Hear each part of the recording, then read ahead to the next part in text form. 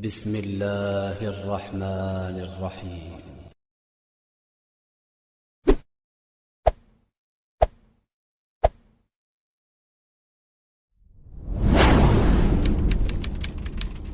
Adalah pengharaman khamar, Khamar, bir ya, diharamkan agak belakangan ya, sekitar tahun 8 Hijriyah, yaitu pengharaman secara total. Ya, secara total. Adapun khamar pengharamannya adalah secara bertahap. Kenapa bisa demikian? Karena khamar ini adalah suatu minuman yang sangat digandrungi oleh orang-orang Arab. Oleh karenanya pengharamannya termasuk di terakhir ya. Termasuk di terakhir karena betapa beratnya mereka meninggalkan khamar. Ya, kan saya sering sampaikan bahwasanya orang-orang Arab dahulu mereka membuat buku-buku yang disebut dengan syair-syair, disebut abyat khamriyah, yaitu bait-bait syair yang berkaitan dengan khamar ya. Sampai mereka buat syair khusus berkaitan dengan khamar karena mereka begitu mengandungi khamar. Mereka sebutkan tentang warna khamar tersebut, tentang cawannya, tentang bagaimana mereka minum khamar, sampai akhirnya mereka sebut bagaimana di antara mereka ada yang bangkrut gara-gara khamar.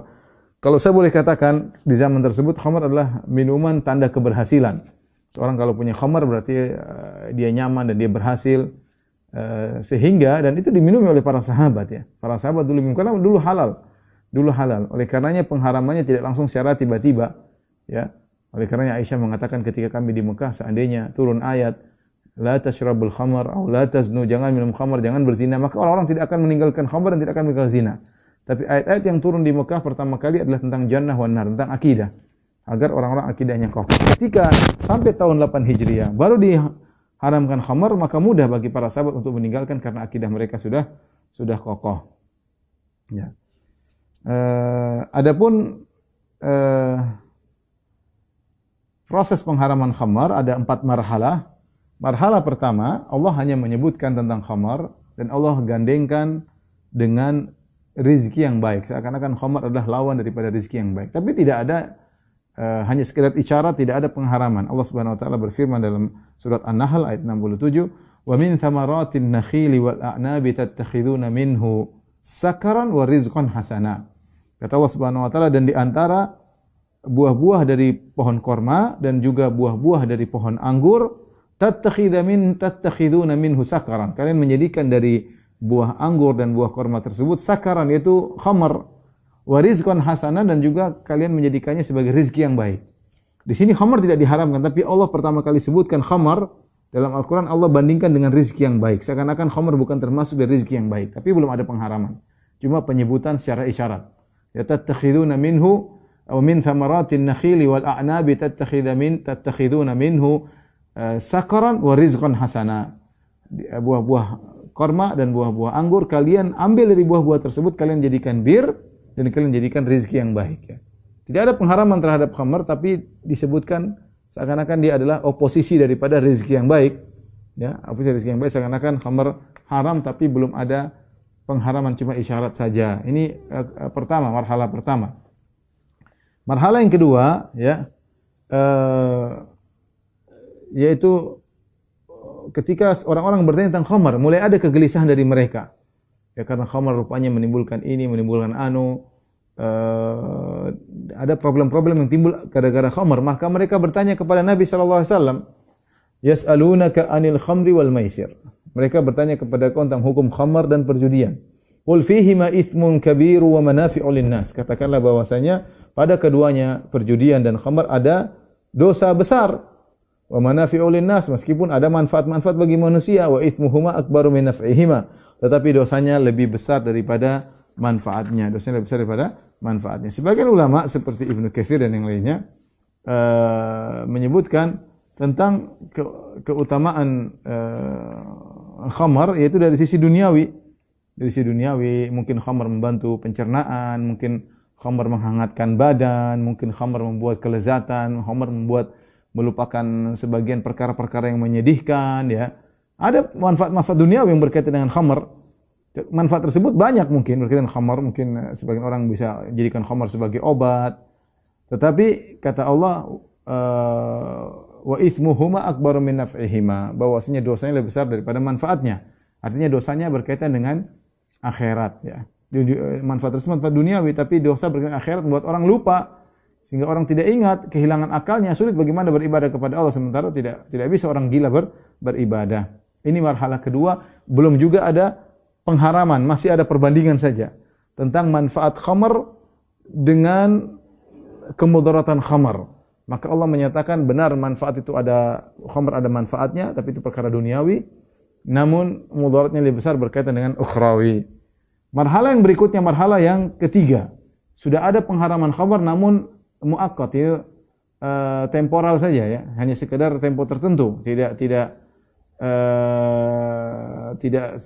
seterusnya. Yaitu kapan? Tidak boleh seorang minum khamar kalau menjelang salat. Khawatir kalau mereka salat dalam kondisi mabuk, maka tidak tahu apa yang dibaca. Allah Subhanahu wa taala berfirman dalam surat An-Nisa, "Ya ayyuhalladzina amanu la taqrabus salata wa antum sukara hatta ta'lamu ma taqulun." Wahai orang yang beriman, janganlah kalian mendekati salat, ya, yaitu jangan salat sementara kalian dalam kondisi mabuk sampai kalian tahu apa yang kalian ucapkan. Jadi kalau orang minum khamar ba'da maghrib enggak boleh karena dia pasti mabuk. Isya nanti dia mabuk, enggak boleh. Minum khamar ba'da zuhur juga enggak boleh, dia pasti akan mabuk pada asar. Salat asar dia pasti mabuk. Tapi kalau minum khamar ba'da subuh, mungkin zuhur sudah sadar. Jadi kalau minum khamar ada ba'da subuh boleh minum khamar, atau ba'da isya minum khamar, subuh sudah sadar. Minum khamar ba'da subuh, zuhur sudah sadar. Adapun minum khamar ba'da zuhur, adapun minum khamar ba'da asar, adapun minum khamar ba'da maghrib tidak mungkin. Karena dia akan teler pada waktu salat berikutnya dan Allah larang. Adapun sebab turunnya ayat ini kenapa diharamkan khamar, ya, ketika hendak salat, di antaranya diriwayatkan Tirmidzi, Abu Dawud dan Tahawi dalam Syarah Mushkilil Athar dengan sanad yang sahih dari Ali bin Abi Thalib. Ali bin Abi Thalib radhiyallahu anhu cerita, "Sana alana Abdurrahman bin Auf ta'aman." Satu hari Abdurrahman bin Auf membuatkan makanan bagi kami. Fada'ana fa'akalna. Kemudian dia undang kami makan. Jamuan, kami pun datang, kami makan. Wasaqana minal khamar. Rupanya Abdurrahman bin Auf kasih minum sebagai bentuk penghormatan pada tamu, diminumkan khamar. Dulu khamar halal. Ini bentuk kemuliaan. Seorang meminumkan tamu dengan khamar bentuk pemuliaan di zaman tersebut. Maka Abdurrahman bin Auf nuangkan khamar buat tamu-tamunya, di antaranya Ali bin Abi Thalib. Fa akhadat fina, akhirnya kami kebanyakan minum mungkin sampai agak teler. Wa hadratis salat, dan tiba waktu salat. Faqaddamuni, maka mereka suruh aku jadi imam, kata Ali bin Abi Thalib. Aku pun jadi imam, maka aku baca qul ya ayyuhal kafirun, tapi bacanya salah-salah. Bacanya begini, qul ya ayyuhal kafirun la a'budu ma ta'budun, katakan wahai orang kafir, aku tidak menyembah apa yang kalian sembah. Wa nahnu na'budu ma ta'budun, dan kami sembah apa yang kalian sembah. Ali bin Abi Thalib baca wa nahnu na'budu ma ta'budun, kami sembah apa yang kalian sembah. Ya sudah enggak sadar ngomongnya setengah-setengah sampai mengucapkan ayat-ayat salah, kami menyembah apa yang kalian sembah. Maka Allah pun turunkan ayatnya, ya ayyuhalladzina amanu taqrabus salata wa antum sukara hatta ta'lamu ma taqulun. Wahai orang yang beriman, janganlah kalian mendekati salat atau jangan kalian salat sebentar kalian kondisi mabuk sampai kalian tahu apa yang kalian ucapkan. Oleh karena sempat di zaman Nabi sallallahu alaihi wasallam ada orang yang beri pengumuman idza uqimatis salat, ada orang yang berteriak beri pengumuman idza uqimatis salat fala yaqrabanna salata sakran. Kalau salat sudah ditegakkan maka tidak boleh ada yang salat dalam kondisi mabuk. Rasulullah SAW larang.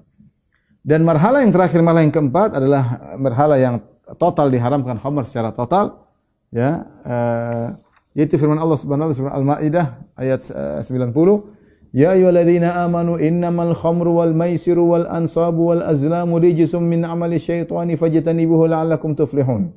Innama yuridu syaitanu an yuqi'a bainakumul adawata wal baghdha'a fil khamri wal maisir wa yasuddakum an dzikrillah an dzikrillahi wa anis salat fahal antum muntahun.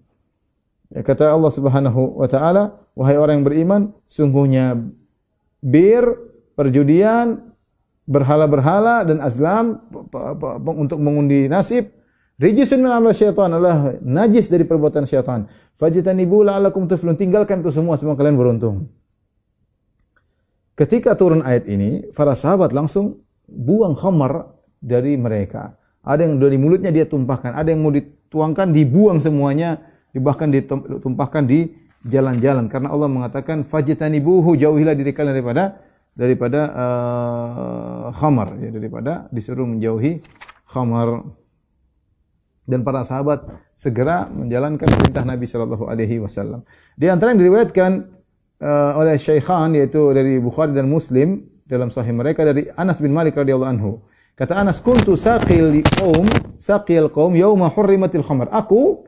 Anas, kita tahu Anas ibunya namanya Ummu Sulaim. Ummu Sulaim ketika ayahnya Anas meninggal, dia menikah dengan Abu Talha. Jadi Anas bapak angkatnya Abu Talha. Kebetulan ada tamu-tamu datang ke rumah Abu Talha, ke rumah bapak angkatnya. Dan Anas bin Malik masih kecil dan dia adalah pelayan yang menuangkan khamar kepada tamu-tamu. Kita katakan tadi khamar adalah minuman yang untuk dihidangkan untuk memuliakan tamu. Ada tamu datang kasih khamar, berarti kita memuliakan tamu. Maka aku bagian menuangkan khamar kepada tamu-tamu pada waktu itu. Wa kana Abu Talha qad ijtama'a ilaihi ba'du ashabi. Abu Talha waktu lagi kumpul sama teman-temannya. Putus suaranya.